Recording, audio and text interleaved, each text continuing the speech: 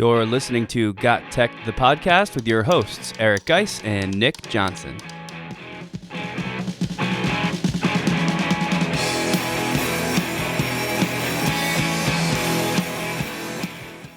Welcome back to GotTechED the Podcast. This is episode 115 called Skills and Edtech for Teachers and the Coaches Who Support Them. In this episode, we'll share 10 skills for teachers who use technology and the coaches that help them out. We'll also share some great edtech to aid in both of these roles. This is another episode you don't want to miss. Check it out.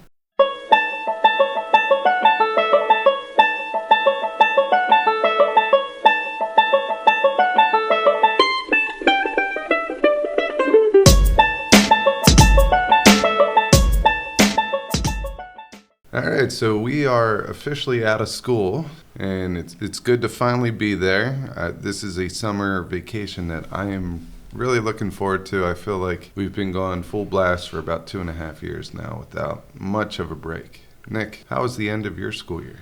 Really good, and this is, like you said, much needed. I think the best part about it is knowing that when we hopefully come back next year, it's going to be maybe like the first normal feeling year in a long time. I know even though I am sort of stepping away from any kind of educational preparation besides the podcast, of course, I am thinking about in the very, very deep depths of my mind what next year is going to be like. And I think people are really starting to settle back in. I see normal school standards starting to come back into play and people talking about getting back to like a true normal. We're referring, of course, to all of the remote teaching and hybrid teaching issues that have been stressing everybody out so badly. And I think I finally see that starting to slow down. So yeah, I'm doing great, man. And I'm happy to be here putting this episode together. Yeah, so some things have happened over the last couple of weeks. I did register and attend the podcast summit that was held by the Teachbetter team. It was an amazing conference for edu podcasters. We had a lot of great speakers. It was a half-day PD, but I will tell you, I have gotten a lot of tips to take away. I mean, as a podcaster, as an educator, you always learn new things, ways to hone in on your craft to better it for the, for the best, I guess. And we had our keynote speaker, Danny Bauer, come in, and, he's just a super laid-back guy, very nice guy. He was talking about better leaders and better schools, and basically his whole mastermind of unlocking talent within every school leader was the title of his presentation. There was a lot of takeaways there. We went through an exercise where I never really thought of this, but you can set up a Google Sheet and have if you're doing a PD, just as like an icebreaker, you have everyone go in, sign in, put their name, put their contact information, their social media, and then the presenter just asks questions on the left-hand side. And the attendees have 30 seconds to come up with an answer. So if some of the questions are something like, and this is a little different than the exercise that we did, but what is something you're really good at in education? Or what is an activity? Share an activity that you're really good at. Teachers can put their activity, a copy of it, in there, and they can describe it and things like that. And then at the end of the PD, you have a whole plethora of awesome best practices that teachers use in their classrooms. So that was an amazing one. The next one was with the Edtech guys, Jeff Matlock and David Henderson. I think I got that right. Those guys are awesome. They have great radio voices, and they were talking about how to book guests on there, and lots of takeaways there. Some of it is just being personable to other people and not feel the risk of failure. And I feel as teachers, we do the same thing. We try new things all the time, and we got to go in there knowing that it might fail, and that's okay. So great takeaways there. The next one was John Sowash, the Chromebook Classroom podcast host, and he was talking about social media. And this is one that I really learned a lot about. I am not a social media guy through and through. I'm very active on Twitter, but all the other ones I know nothing about. But each platform is very different. So tying this into educators, we make our PLNs on these social networks. And each one is going to have a different feel and a different purpose. And one thing I learned is oftentimes when we throw out our podcast episode, we try to jam pack it full of links and hashtags and images and stuff like that. But really, it should just be a spot where people know that there's something there for you to share. And then you should do a sub-tweet on that same thread, basically showing where people can go get that if they want to. But for the most part, people that are on Twitter want to stay on Twitter. So what's the best way to connect with a bunch of people out there? Make an infographic showing what that episode is about, or a main takeaway of the episode. And if they want to go listen to it, they'll go listen to it. They'll find you. So I thought that was awesome. John is brilliant in what he does. And, his just sharing his workflow is so valuable. The next one up was Jeff Bradbury. He talked a little bit about how to take your podcast to the next level. So this was a presentation that I've seen before. Jeff does a great job with it. There are a couple new things. I had to actually leave towards the very beginning of it to go coach my sons in their baseball games. But that's another speaker that does a very nice job in getting his message and getting these huge takeaways. So I learned a lot in this conference. This just goes to show you that, even though it was something that was online with a bunch of people that I might have some connections to, but there were a lot of new people in there. I learned a lot. It was a great community, a great feel, and it was refreshing. I've been extremely tired the last third of the school year for multiple different reasons, and I just felt this was refreshing. It made me want to get back out there. Yeah, that's the best thing, the best feeling you can have coming from a session like that. And I did not attend, but you shared a lot of this stuff with me afterwards, and I think the most interesting part is kind of this whole science that has developed around social media and the best ways to share things on the different platforms. Like in Twitter, it's best to share just an image, and then in that sub-tweet beneath it is where you put your links, so people who are interested can get access to that quickly. Whereas if you're posting something on Instagram, obviously that's very different. And you are, I think, what did you say? For Instagram, it's stories, right? Everybody's just doing stories now. No one's really checking the feed. So there's all this different stuff. And what was the other one? Facebook is a place that's the long form is a little bit more acceptable. And that's a spot where you can put or should put links to things because people are more likely to click them. So it's just a whole world out there. I don't know. We could probably even pull like a whole episode that's just maybe social media for teachers and share some of these tips because it is fascinating. And there's a lot of teachers that are stepping in to this world right now, especially those of you listening to this episode today. Maybe this is a good segue because today we're talking about skills for really the tech coach, but also if you are a teacher who uses Edtech extensively, a lot of this is going to apply to you as well. But we have noticed that a lot of the teachers that are getting into the social media world and sharing things are the tech coaches, the ones that are there to support staff in implementing technology. And we got a whole great list of stuff for you. This podcast is a proud member of the Teachbetter Podcast Network. Better today, better tomorrow, and the podcast to get you there. You can find out more at teachbetter.com/podcasts. Now let's get back to the episode.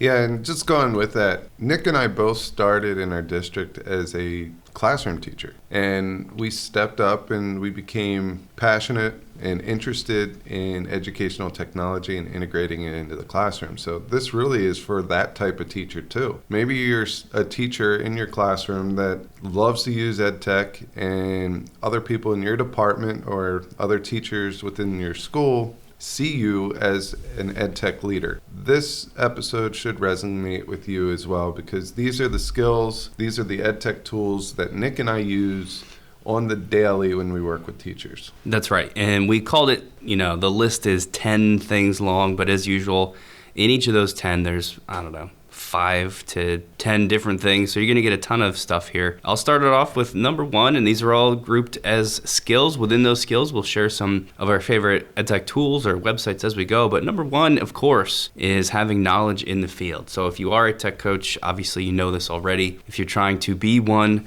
this is what it really comes down to. I think of it as you got to have the goods. If somebody comes to you with a question and they need help, you either have to have the answer or you have to know how to get it and get back to them. And if you can't do that, if you don't have that knowledge, you're probably not going to last in that role, because that's what people need. They need solutions. They need fixes. You're the problem solver, and you got to be ready for that. Some tips within that we've got for people are, of course, developing a very strong PLN. Nobody can do this alone. There's just way too much to know. So you have to be connected. Like we talked about a little bit ago, you have to get involved with social media for just the constant inflow of what's new and ideas and sharing. A degree helps, of course. You learn a lot of great stuff there with that.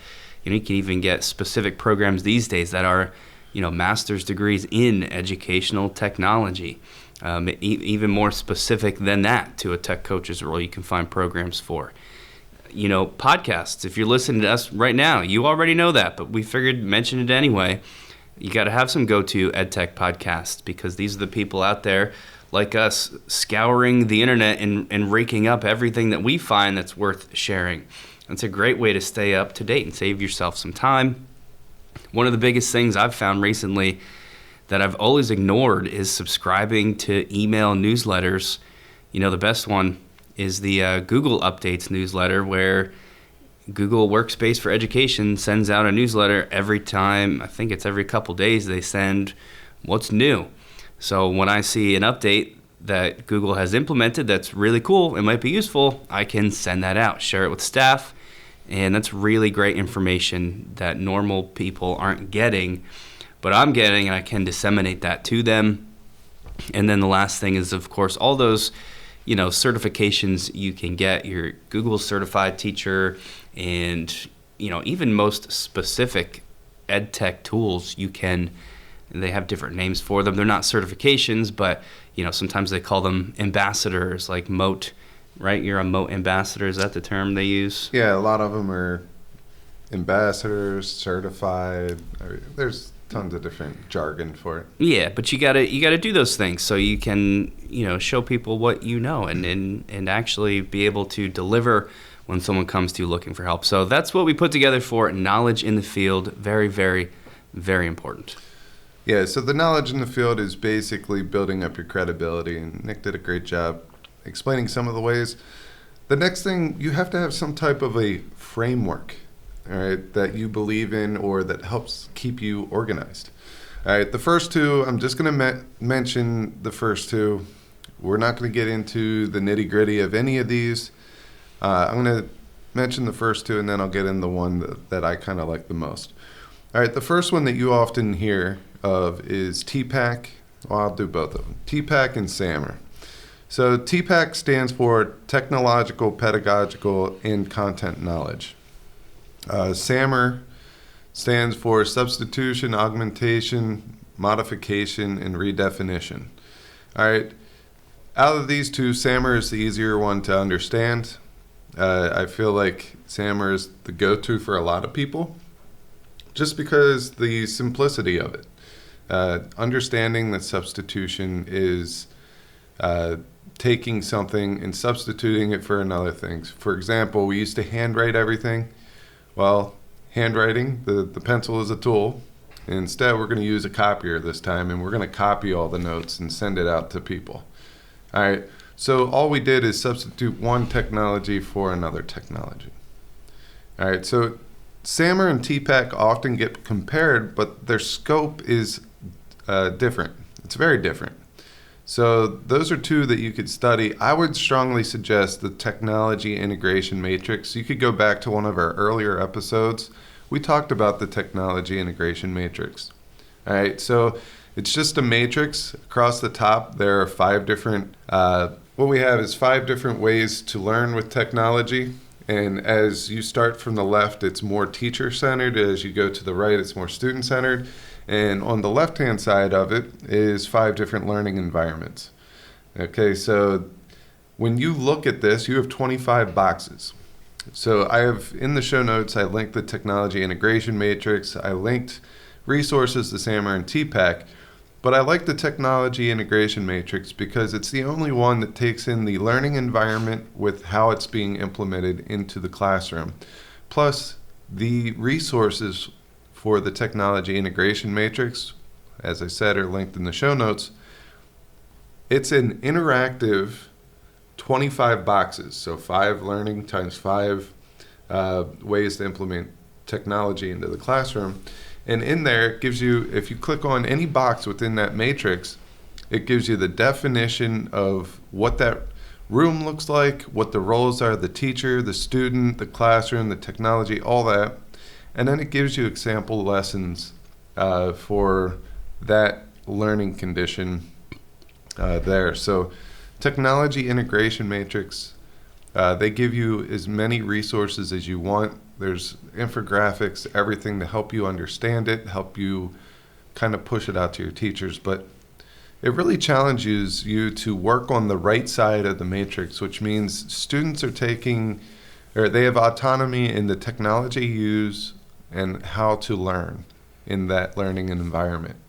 And that's where we want to kind of live. It doesn't mean that you can't have teacher-directed lessons. It just means that this is a way we're going to organize it, and we want to challenge our teachers to get to that where the student is independent in their learning and the technology that they choose. Yeah, if you want to feel, let's say you are a teacher who feels pretty confident in how you use Edtech. If you want to feel, I'll just say a little bit, I don't know, take yourself down a peg or two, go check out the technology integration matrix because it really, I mean, you said it best, it really challenges you and lets you know where you fall. And for me, every time I look at it, all I can think is, boy, I could be doing so much more. And that's good because as the tech coach, you want to be in that position of knowing what's next. You know, just because everybody in your school knows how to access and use Screencastify, that's pretty nice and an accomplishment in itself. But then you should be saying, what now? How do we take this further and get more towards the right-hand side of this matrix where the students are the ones that are sort of running the show or deciding what tech to use or whatever it may be. I believe they even have like sample lessons. So if you're looking at a certain box of that matrix and you're thinking that is just often what I'll think is that's impossible. There's no way that can be done. I don't even know what that would look like. They have sample lessons there so you can check it out and see examples, and then you read it and you're like, okay, it's not so bad. I could probably do it. So that's our favorite one for sure, but these frameworks are super important. The next one on the list, I'll just intro it, and really I'll let you take it away because this is your whole jam. Dr. Geis is all about this third one, which we are calling the Edtech Integration Plan. A component of this was a part of your doctorate a few years back, so I think it would be wrong of me to steal the show here. I'll, like I said, just kind of, I'll tee you up. How's that? The Edtech Integration Plan. I appreciate it, but at the end, I'm going to throw it back to you because you also have a way that we kind of integrated technology here at our high school too. So the technology integration plan is problem solving. It's goal setting. So when I meet with a teacher to help them implement technology into the classroom, there's a certain way I like to do it. And sometimes it pans out. Sometimes we have to do an abbreviated version of this, depending on when we're going to implement this technology or this lesson and how early we kind of meet. Sometimes I meet with teachers early in the first quarter and we don't implement it until the third quarter. So we have a lot longer time to carry out this plan. Sometimes they want to do it next week. So depending, the time frame, what level of comfort that teacher has with technology. So if they're very tech comfortable, we might be able to skip a couple steps. But if they're not, I like to kind of stick to my plan. So in my dissertation, I worked with a one-to-one mentor-based learning system with teachers who have Chromebooks in a one-to-one environment. And what I was doing is trying to figure out the efficacy of teachers when they use this one-to-one mentor-based learning system. So basically, the mentor-based learning system consists of 3 steps. The first one is the learning stage.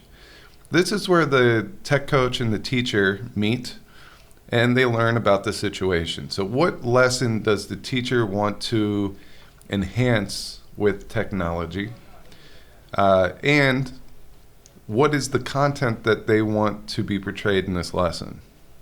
And then what I do as the mentor is I have this collection of best practices that I brought into the classroom. I kind of explain those best practices or the technology that I bring in or the activity type that I bring in. And we kind of match up the content with an activity that we think that goes well. The second stage is the collaboration stage. This is where the teacher and the mentor work together to create an activity which is going to enhance the lesson and be implemented into the classroom.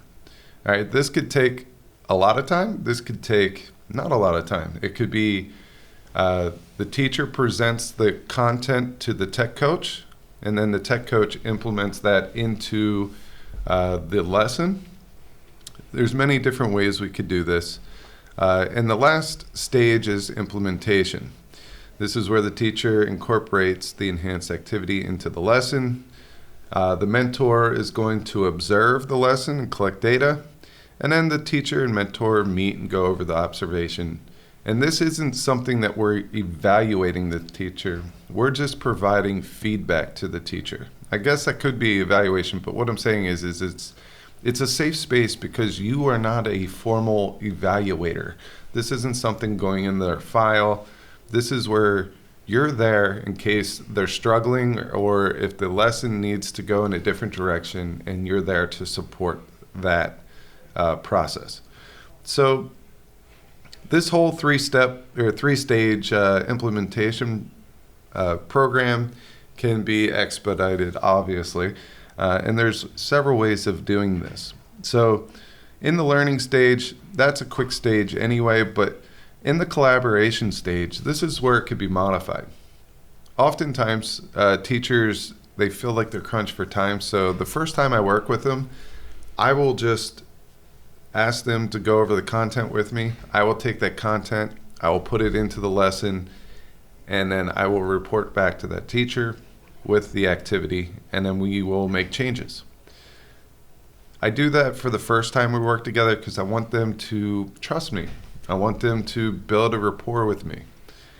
After I work with them the first time, then it's more of a give-take. So it's more of a 50-50, or sometimes the teacher's just ready to, take it and run. I'm just there to provide them guidance with the Edtech tool only, and they add the content. Also, with the third stage, the implementation stage, there could be some modification there. If the teacher really isn't comfortable with the technology and they have 3 sections of the same class, well, the first section, maybe I am the one that's implementing it into the classroom. The second time, maybe we co-teach it. I let the teacher take the lead, and then I'll just add in anything that needs to be added. And then the third time, the teacher takes over and I simply just observe. So that is the technology mentor-based learning system. Yeah, I've seen you do this many times, and this is, I think, where you shine, and it's a great model to follow for anybody that is trying to do this. I would also say that part of the follow-up of that is you're going to have some teachers who jump on this right away and start meeting with you and implementing these things as you mentor them. Well, those teachers, they should then become mentors themselves as they become known as staff who use tech confidently, and then they can share what they're doing. And part of your plan should be communicating that out. Like, hey, here's this teacher who did this awesome lesson. Check it out, guys, and have a way to share that out with staff. Yeah, it's worked out. Like I said, the bare bones framework is there. You kind of have to determine what level your teacher's at and implement it according to their level. So you always want to meet the teacher at the level that they're at, make them feel comfortable. All right, so you teed me up pretty well. I'm going to tee you up next. And oftentimes teachers want to be able to learn things on their own time. All right, and I know that you helped implement a system, a badge system into our school. Why don't you tell us a little bit about the badge system and what that was all about? So this is sort of like a two-pronged approach, right? You've got the very hands-on mentor-based system, and then sort of on the back burner happening in the background, it could be a less hands-on approach or more of like an asynchronous approach where teachers can choose to earn badges in different technology. The idea is that you put together a series of, we used Google Slides presentations with some simple links and videos, but any way that if I want to learn about Screencastify, I have a resource, I can go check it out and answer a brief questionnaire following that. And if I fill out that questionnaire, it gets reviewed by somebody, and then I earn a Screencastify badge. These badges are local to your school.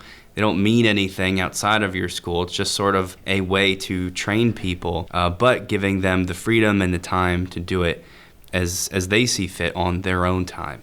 So that's sort of a nice thing to have running in the background as you do other stuff. I also wanted to add in here as part of your, I don't know if it's really an Edtech integration plan, but part of your plan should simply be to, enhance your availability. You got to be approachable. People need to know where to find you. They need to feel like they can come talk to you.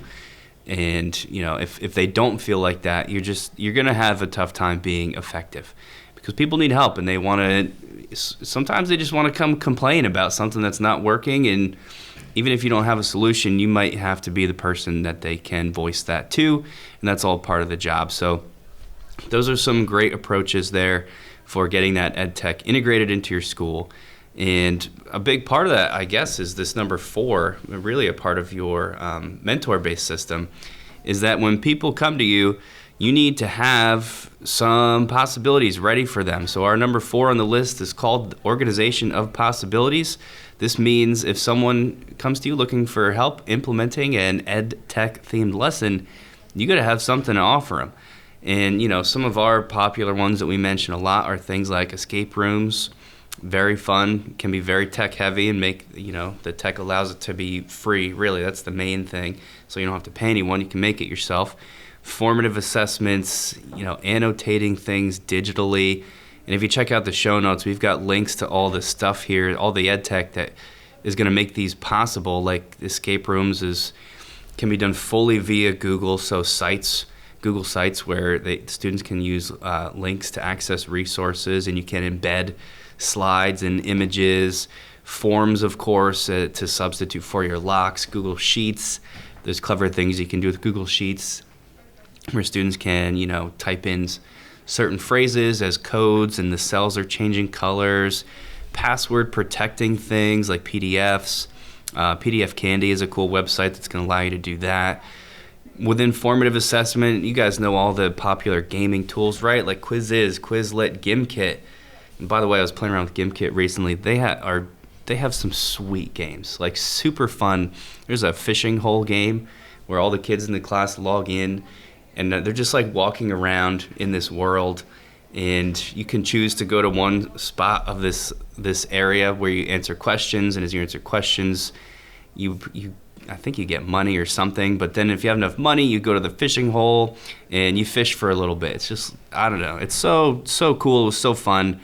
Blookit, Quizalize, all those names have been out there for a while and continue to be awesome.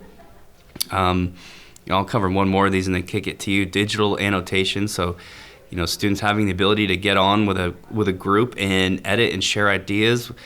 Kami's great for that. Insert Learning is awesome. Even some of your Google tools like Google Slides or Drawings, Jamboard's our favorite one for how quick and easy and simple it is. But there's tons of stuff out there. What are some other things we could list here for people?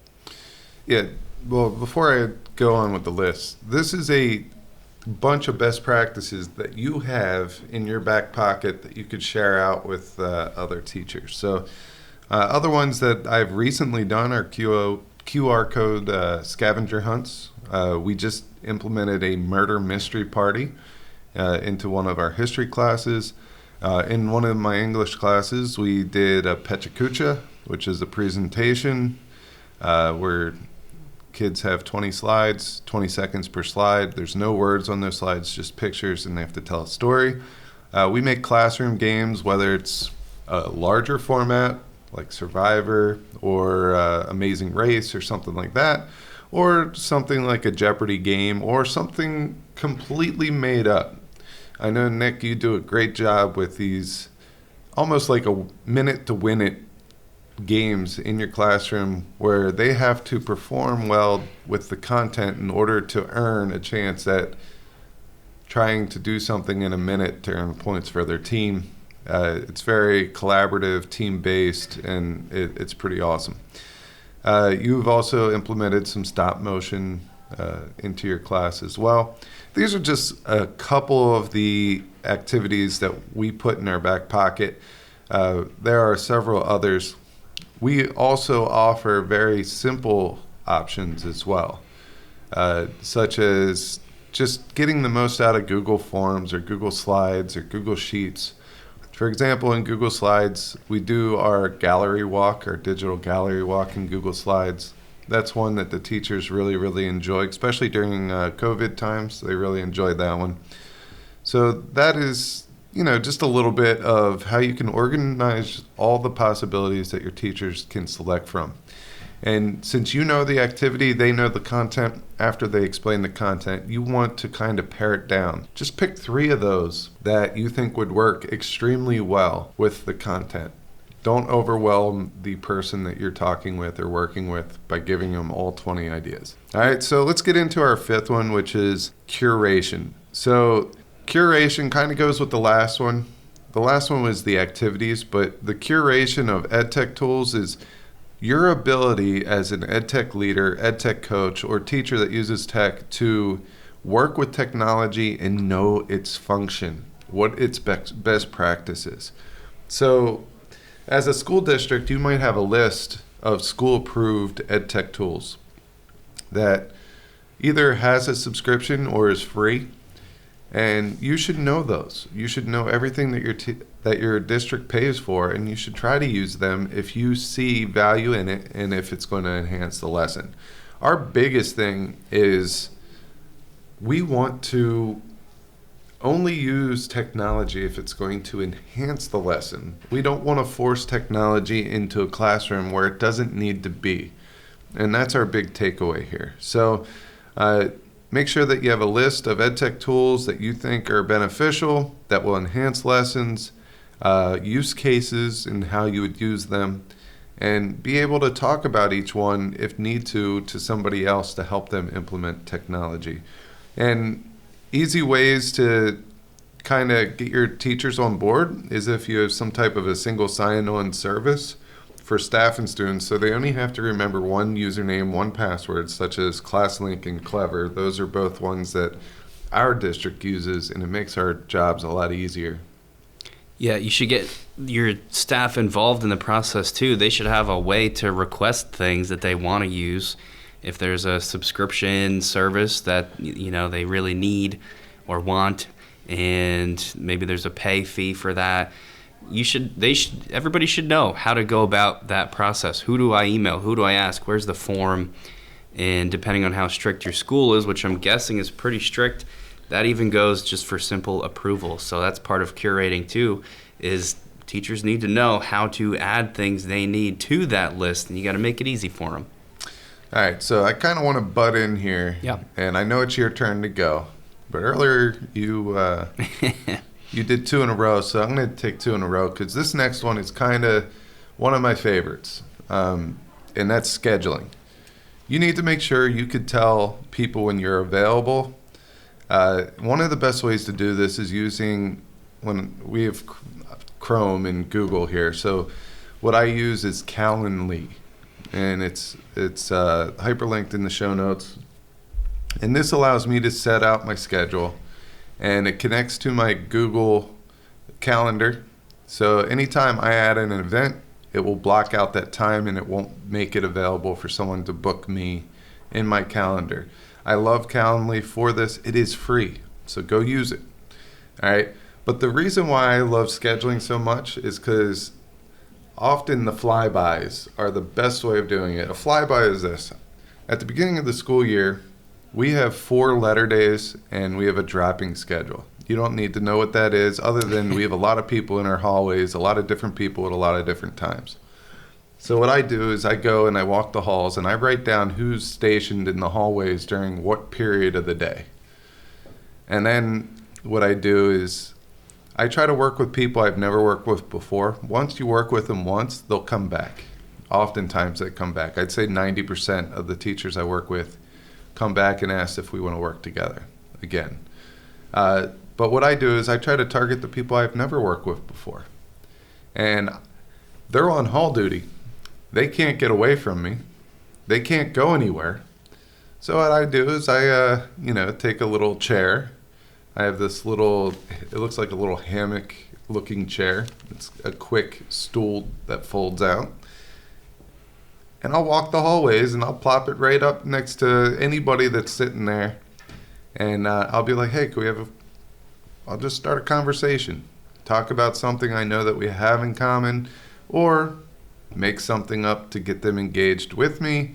And then somehow I sneak it in that, hey, what are you working on in the next couple of, weeks? Or is there a lesson that you're not very excited about that you want to try to improve? All right, if I get them talking to me, I'm in. If they tell me, hey, I'm busy, go fly a kite, I'll go fly the kite. And when the wind settles down, I'll come back and I'll start up a conversation with them until they tell me I'm not interested. And then usually I will revisit them sometime in the second half of the school year. But I have everybody written down. I have the conversations we've had. The first time I talk to them, it might be just to get to know them a little bit. And then I'll bring it up the second time we talk. So we build a little bit of a rapport. And then I'm working the Edtech angle after that and seeing if they want to work with me. That strategy is the best working strategy. I have a QR code that I put on the back of my school ID. That's the QR code that takes them straight to my Calendly. And I'll say, hey, just take a picture of this or scan this and set up a time with me and we'll enhance your lesson with technology. Yeah, and I'll use that as a jumping point into our next one, number 7, technically, because it's very closely tied to everything you're talking about, and that is communication. You got to have, there's 2 methods of communication that need to be available, the synchronous and the asynchronous. So for that synchronous communication, it's kind of what you were just talking about, that face-to-face stuff, perusing the hallways, just kind of dropping in, even if there's like a certain time block of the day. And that's your drop-in time where you're just out there. You're just kind of walking around, and people will generally, what will happen is they will see you, and it reminds them, oh, yeah, I'm having this problem, or I have this question, or, oh, yeah, I want to do, a podcasting project in a couple weeks. But you have to be out there for the face-to-face stuff. On the asynchronous side, of course, email. We always try and encourage email because if somebody can send you an email with a question, it really lets you think and reflect on like the best possible answer. Whereas if they're just grabbing you in the hallway, sometimes you may not know right off the top of your head, and that can be stressful for both parties. But make sure people know that email is a great option. We use screencasting a lot to share out things with people, and more and more I am going with Screencastify as the option here, just because it's so fast and so easy. If I need to explain something to a teacher, I'll usually do 2 things. I'll type out a very quick set of directions, so if they are more tech comfortable, they can just read it and do it. But I'll also put in a Screencastify video link so they can watch me go step by step, and that's in case they really have no clue what they're doing. And a big part of your job, too, in communicating is going to be putting together guides for people on how to do things, how to access this program, how to get into your ClassLink account and, use the school's list of approved tech. And there's lots of services that can do this. Mostly probably what we use is just Google Docs because of how editable they are, but there's tons of guide creation things out there, like IORAD is a very popular one. Scribe and Tango are two others. They all pretty much do the same thing, and that is when if you're putting together a series of how-to steps, you're not recording a video, you just go through and do the steps. You click on this button, click on this link, type into this field some certain text. And these services are automatically capturing snapshots of what you're doing and automatically putting together the how-to guide. Hugely, beneficial in terms of time saving. So that's something you're going to want to check out. And, a lot of these are editable, so it's not like it's a one and done where you make it and then it just sits there. You can go back and change things as the tech changes so that your stuff stays up to date, which is a whole separate issue of keeping your how-to guides up to date, because that can be a massive task in and of itself. But some of those services can definitely make it nice and easy for you. So that's communication. With communication, one thing I like to do, especially on these tech integrations that take a little bit longer of a time, or maybe we have a long time to implement them, I like to do little screen recordings to show the teachers that I'm working with the updates that we've made together. Or to check in and say, hey, is this what you're looking for content-wise? Does this fit? Does this meet your needs? And they like that because it kind of, until they know that you're working on it, they're nervous. They're nervous about it. So allow them to know that you're working on it. Show them what you have along the way. Don't make it one big reveal, because they're going to be anxious up to that point, because they know that they're counting on you. They're leaning on you to get something implemented. They're trusting you. So ease their anxiousness a little bit by showing progress. All right, our next one's classroom management. I kind of talked a little bit about this, solo teaching with support, and then also team teaching, or the tech specialist teaching. You could talk about that and how you're going to manage the classroom, how you're going to manage the lesson. But another thing I like to do is I like to model other Edtech tools that I use for classroom management. The biggest one that we use is Classroom Q. It's a digital hand-raising system that allows students to ask questions without raising their hand and waiting for the teacher to come over. When do you typically ask questions? Right as that activity is starting, you usually get 5-6 hands, and it takes a while for the teacher to go around. So by using Classroom Q, it allows a group of students or individual students to ask a question, and then you can see up on the board or on whatever digital device that you have in front of you, if that same question is being asked over and over, you could just stop everybody and explain it one time.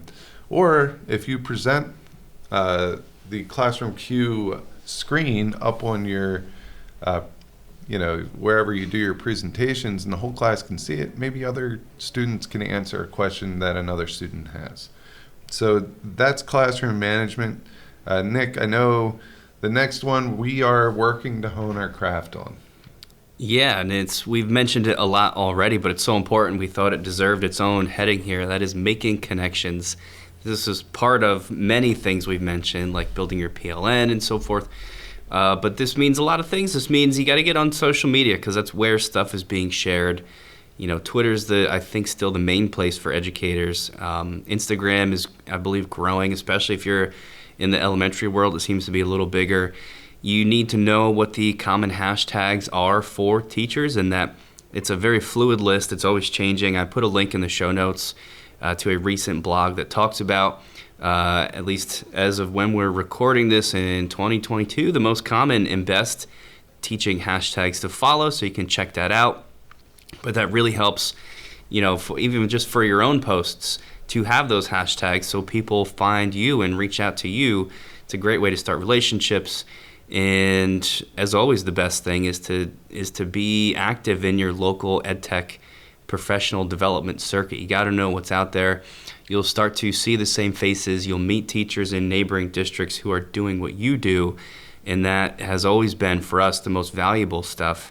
So, those are just some of the ways you can make these connections. And I'll round out this list with probably one of the most impactful skills to have as a teacher, as a tech coach, as a student, anyone, and that's reflection. And reflection is deep. It's a very broad topic that has a lot of different avenues that you could go down. The first one is collect best practices. We mentioned this as a skill, having an organized list of best practices. Well, guess what? You could get these best practices, like Nick said, from social media, add them to your best practice. What I like to do when I find a best practice on social media, I like to reach out to that teacher or that Edtech coach or the administrator that used it and ask questions. Do you have something that you could share with me that I could see exactly what you've done? Are there steps? Are there precautions? That type of thing. And most people on Twitter, that's where I kind of reside in social media, they're very happy to help you. So collect best practices. Showcase the accomplishments. This is huge.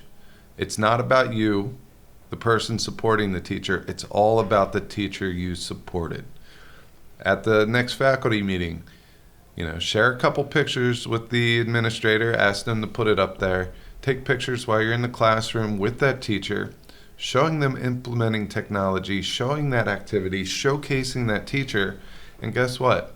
Everyone likes to be, I'm not going to say everybody, because I'm a classic example where if I get some type of award or someone says congratulations, I get all awkward.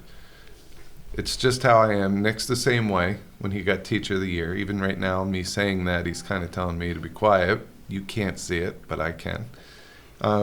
But teachers like to be seen, right? We like to, generally speaking, we like when we're used as an example, we like to know that we're doing a nice job and that it's noticed. So notice your teachers. I got to jump in there too, because there's another benefit to showcasing these accomplishments, and that is sometimes these EdTech lessons, people can view them as above and beyond, or not achievable, or I don't have time for that, or oh, who is actually doing that? And when you are sharing real teachers in your school that are really doing these things and are actually innovating, it kind of has this effect of changing people's mindset. Like, oh, Mr. So-and-so just did a podcasting lesson for real. It's not just some, blog post or newsletter that was shared and sounds super idealistic and people can brush it off as, yeah, whatever, that's not feasible for me. I work in the real world. You're kind of showing them like, no, this is the real world. There are actual people right here doing these things. It's not just me, the tech coach, spouting off ideas and saying, go ahead, figure it out. We're actually really for real doing it, and here's someone who did it. Go talk to them. Or come talk to me and I can help you implement it too. So sorry to interrupt, but I think that's a huge part of showcasing this stuff. Yeah, oftentimes I might ask a teacher, if I know that they're very excited about what they've done, what they have accomplished, I'll ask the teacher, hey, in a future PD or something like that, would you mind sharing your story? Like how you felt before we worked together, how you felt during and after, and just the process itself. And sometimes in a faculty meeting, I'll have a teacher stand up and kind of say what we did and what their main takeaways are. Something under a minute or two. If there's any questions, we'll field those. But getting people to talk about the collaborations is going to have other people wanting to collaborate. You built that community of trust and everything. The next thing is to share with your PLC and your colleagues. I kind of did that with the whole faculty meeting example, but there are other avenues where you can share. We also have something called a pineapple chart. So any teacher that we work with that feels comfortable to share their tech lesson, anytime they implement technology, they'll put a pineapple out on their door. We'll try to send something out to the staff saying, hey, someone is doing this type of lesson.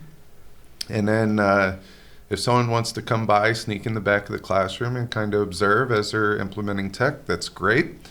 And then the last thing we do is collect feedback. All right. Maybe on their next assessment, teachers put on the last question like, hey, for 1 point or for a bonus point or something like that. Talk about this activity we did. What did you like? What didn't you like? Would you recommend this activity to next year's class? Things like that. Also collect the teacher's experience. This doesn't need to be written. It doesn't need to be formal. Just ask them a couple questions. When you after the lesson and you talk about things we could do different or the pros and cons, just ask them, what was your experience like? Would you recommend this to other teachers? Stuff like that. And then also make improvements yourself. As the Edtech coach, what worked, what didn't work. It's just like lesson plans that you would use for your regular classroom. Go in, make changes. That best practice, we did something cool, we added something new. Put that in your organization of activities that you can present to teachers as possible activities to implement into your classroom.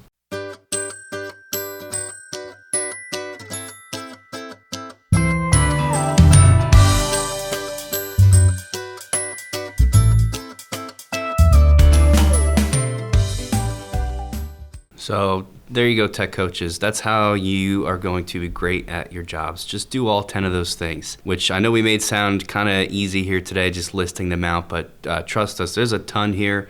We are always working to be better at these things, and going through this list today, I know for me personally, it just kind of reminds you of places that you need to do better and that you plan to do better, but that's part of the job too. That's really what you just went over, is reflecting and making a plan for how to be as effective as possible. So hopefully it was helpful.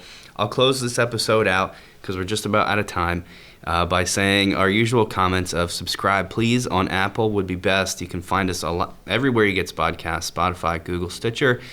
Subscribing on YouTube is maybe second best to subscribing on Apple. Maybe better, who knows?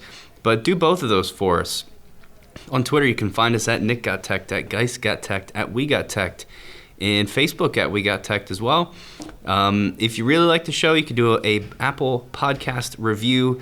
Tell your friends about GotTechED.com and our show and all EdTech podcasts. And if you're going to do all that, you can also check out the Teachbetter podcast network that we are very proud to be a part of.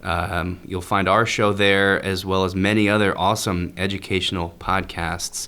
And with that, we are closing out episode 115. Thank you very much for listening. Thanks for listening to GotTech the Podcast. Remember to subscribe to our show and follow us at WeGotTech on Twitter so you can stay up to date with the latest episode releases, blog posts, product reviews, and PD announcements. You can also follow Geist and I individually at GeistGotTech and at NickGotTech on Twitter or on Instagram at NickGotTech. Finally, remember to check out our website, GotTech.com, where we post all our episodes, articles, and resources available to you for free. Until next time.